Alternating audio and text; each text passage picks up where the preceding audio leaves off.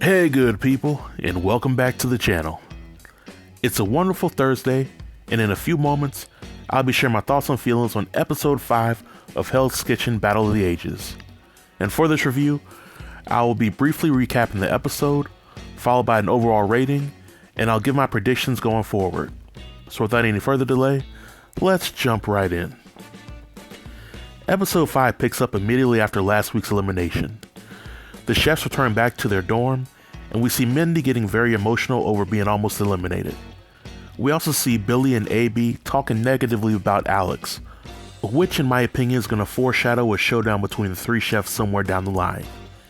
But near the crack of dawn, the fire alarm goes off and all the chefs head downstairs to evacuate the building. Once everybody's outside, they're greeted by Gordon as well as over 50 first responders. The chef's first challenge for the episode is to cook breakfast for the first responders, and the team that finishes their breakfast service the fastest wins. And I must say that I like this challenge because in my opinion, the jobs that first responders do often goes unappreciated. During the breakfast service, there were a few hiccups on both teams.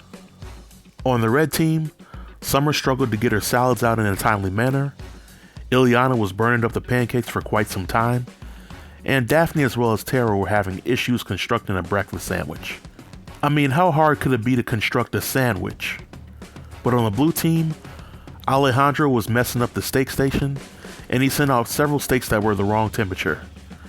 The teams were neck and neck, but the red team squeaks out for the win, and it was just like I predicted would happen last week. Because the red team won, Gordon rewards them with a party at the mansion, and the blue team gets punished by having to sort out the trash at the restaurant. Alejandro and Alex are given the opportunity to redeem their punishment passes, but they choose not to do so, which I think was admirable, especially for Alejandro because he caused their team to lose. Now while the ladies are enjoying their time at the party, Alyssa isn't really trying to hide that she doesn't want to be there. And in my opinion, her demeanor in this scene is just setting up her untimely exit from the show.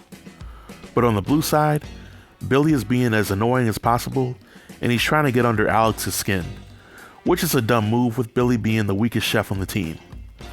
Billy is essentially assuring his elimination from the show, when he should be trying to swallow his ego and make it as far as possible until he can get to the black jacket round. But it's time for dinner service, and I must say that my expectations were completely subverted from last episode.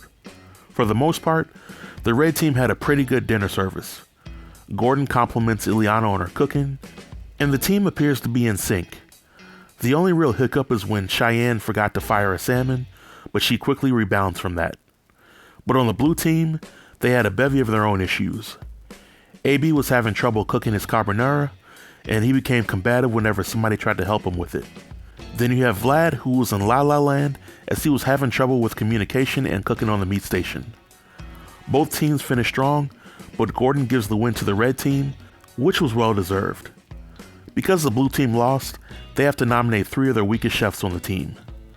Billy and Vlad get nominated, but there's some debate over whether Alejandro or AB should be nominated. And I'm not sure why this is a debate, because it's clear that if Gordon is going to eliminate somebody this episode, it'll be between Vlad and Billy. And if a third person gets nominated for personal reasons, then it will come back to bite the chemistry of the team. This happens nearly every season of the show. But the blue team vote logically, and they vote Billy, Vlad, and Alejandro. But Gordon doesn't send anybody home this episode. And I think Gordon did this because next episode may feature a double elimination, where the blue and red teams have a bad dinner service, and Gordon sends one person from each team home. But overall, on a scale of 1 to 10, I will give this episode another 7. I actually like this episode, and I'm glad that the red team is starting to fight back and defy expectations. But going forward, I think there will be some changes to my predictions to which chefs make it to the black jacket round, and which chefs will be getting eliminated. In my new list, I've added Summer and Daphne back to the mix, and this is mainly due to process of elimination and their ability to make it to the black jacket round.